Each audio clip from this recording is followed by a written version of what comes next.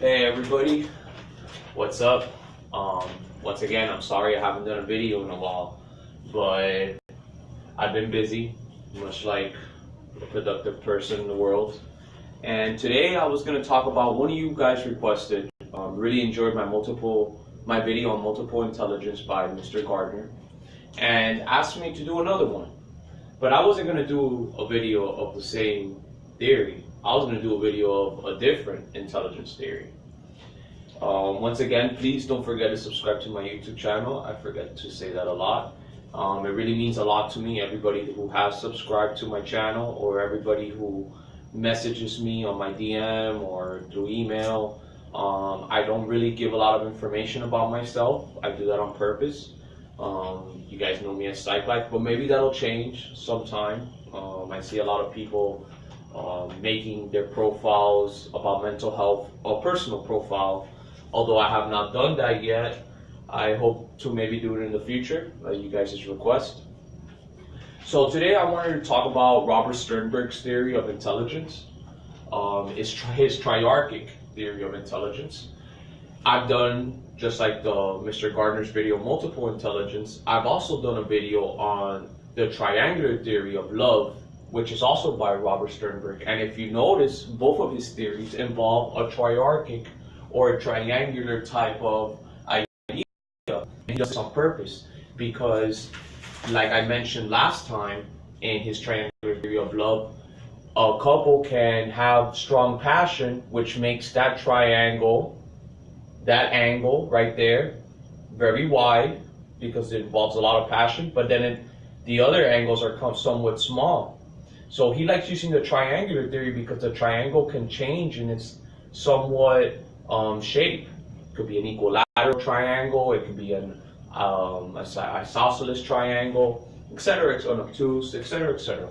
So here he separated, unlike Mr. Gardner, who separated his intelligence into 8 different forms, Robert Sternberg separated it into 3 different forms.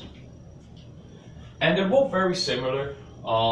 He believes that there's 3 components to intelligence: analytical, creative, and practical.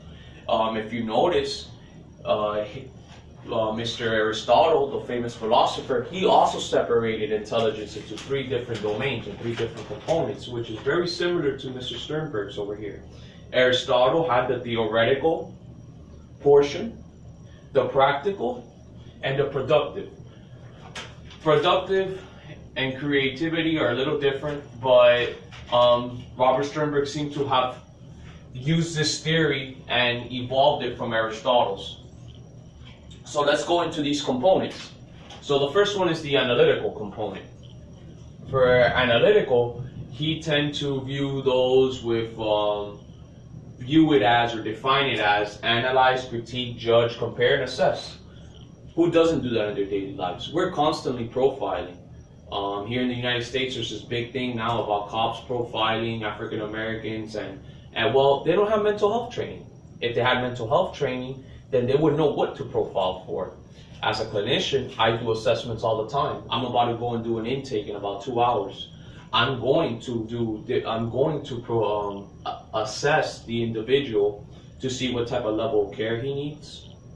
To see, I'm going to use the ACE, trauma-informed assessment, to see where he falls on the trauma scale, what's his score.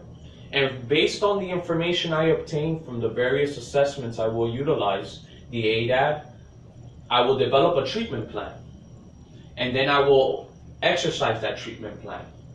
So I guess you can say, as a therapist, I have to use all 3 components. I have to analyze and gather information. I have to be creative in the way I'm going to formulate a treatment plan. What are their goals? How am I going to build a rapport with the client? The client's court ordered, so I'm working with scraps. And then I have to actually put it and apply it to practice. Deliberate practice. As I mentioned before, it's not good enough to go to the gym and just start shooting jump shots. It's about working on the footwork, working on the arc, working on the form. Same thing applies to every practice, including in the education, because I know a lot of you guys are teachers out there, or just individuals who are just curious on the subject. He also separated intelligence. One of the components is creative, being creative. create, invent, discover. These people that tend to score high on this domain, on this component, tend to think things from a different perspective, tend to view things in a different angle, tend to view things in a different form. And that's good, because there's not only one way to view things. One of my favorite authors and a medical professional, Andrew Weil, he says reality is the dominant view of the population. That's right. Reality is the dominant view of the population. And that's all cool and handy dandy, but that doesn't mean you can't have a different perspective to things, especially if you're trying to be a therapist or a clinician one day. Then comes practicality. So actually applying what you know. So we live in a society now where IQ scores and all these things are valued very high. You have a 6-year-old or 7-year-old who scores very high on an IQ exam at school, gets placed in a gifted class. That's great. He has great potential to be a great professional, a great human being in society. Okay, but what about actually putting what he knows into practice? That's where plumbers come in, construction workers, welders, those that actually work with their hands, or clinicians, teachers. You can know all the material in the world. You can know everything there is to know about a subject. But if you don't know how to put it into use, you don't know how to present that information that can be useful to others, then what good is the knowledge? So that's why Robert Sternberg viewed these all interchanging all the time. If someone has a very strong analytical intelligence, that means maybe their triangle, the analytical part's up here, the triangle will go like this, and the practicality and creative might not be so strong. When it comes to me, I think I'm an equilibrium triangle. I have a little bit of everything. I'm not too strong in one or the other. I'm just perfect in each one. Now, you might ask, why do those that score high on IQ tests fail? Why do intelligent people fail? And I got these from Robert Sternberg's book. He used these: lack of motivation, lack of impulse control, which is the same. To me, it's almost identical to an ability to delay gratification. I've mentioned before that our admission ticket into society is self-control. If I don't stop at the stop signs, if I don't stop at the red lights, if I don't obey the rules while driving, then I won't have a driver's license. I can't play the game. If I don't do my homework, if I don't treat others with respect on campus, if I don't obey the rules of not using drugs, then I won't be admitted into campus. So the inability to delay gratification is not only a failure for intelligent people, it's for all individuals as a whole. Fear of failure, why is that? You got to explore the history. That's where a lot of times assessments are useful in the analytical component. Failure to initiate, which is a lot of times the failure to initiate is either because fear of failure or some underlying issues that might be occurring, or maybe the person doesn't know how. Oftentimes I get clients that they don't know how to be successful. And we have to review and start from scratch and do a positive asset search. Sometimes a person may have strong analytical skills. They might have a strong frontal lobe, strong logical and mathematical thinking component, scientific, yet they insist on trying to be an artist. And there's nothing wrong with that, on following your dreams. But the one thing I will say is, and Robert Sternberg said it before, is go choose a profession where your strengths are highlighted. So if you're good at math and you're good at science, but you don't want to use any of those skills and you want to be an artist, a painter, then you're going to hit some roadblocks. You're going to have to accept that. You're going to have to accept that your strengths aren't in being an artist or musician. It's more on analysis of information and assessing.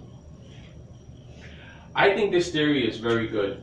I think he separated, he made it very simple. And an important component of this theory is that Robert Sternberg, he views intelligence in a different light than everybody else. he doesn't necessarily believe so much in IQ scores. He mostly believes that intelligence is the person's ability to adapt to their environment.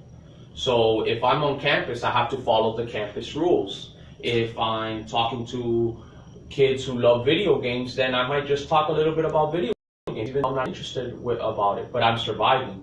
It's all about adapting and surviving in the environment.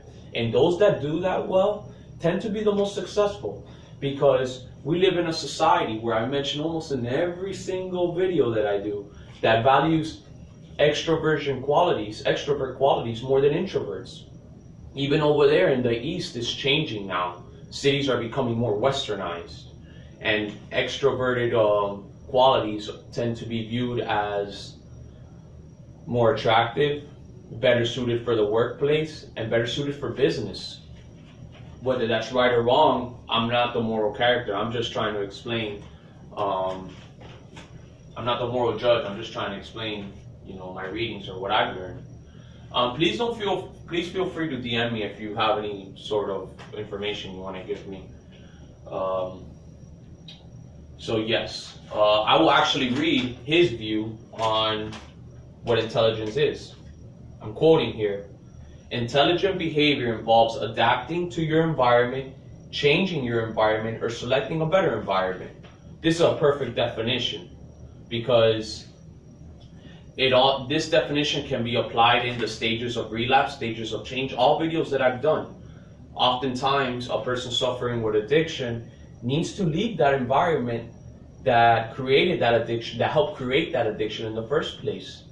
Leave that social circle, or the old park they used to do to go and do drugs.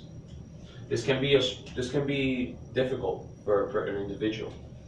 The last thing I will mention about Robert Sternberg is, I already said he didn't believe so highly in IQ tests because they don't measure the practicality portion. He actually created his own assessment, and it goes by the name, I forgot the name, I think it's called STAT, the Sternberg Triarchic Abilities Test. So he actually has a test that you can take, and I think they have some online versions. I'm not sure how accurate they are, though, so don't take those by 100%. But that they will measure your intelligence using these three components, and you can see where your strengths are, and based on your strengths, you can use it to apply for. You can use it and cater it towards a profession that will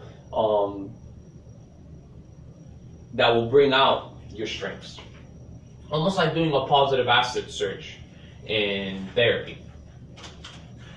Robert Sternberg doesn't believe that the way the school systems are using IQ tests, the way colleges are using admission tests is the proper way to do it, because they don't mention the practicality portion. And he believes those things have to change. And he's not such a big proponent on these standardized type of tests, because only those that tend to score high in these standardized tests tends to be strong in the analytical component, but they don't measure the creativity or the practicality of it. So I will leave you with that. If you guys have any questions or any requests, I'm more than open to it.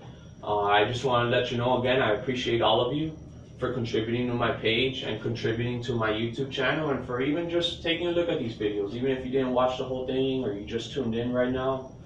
I really very much appreciate that. So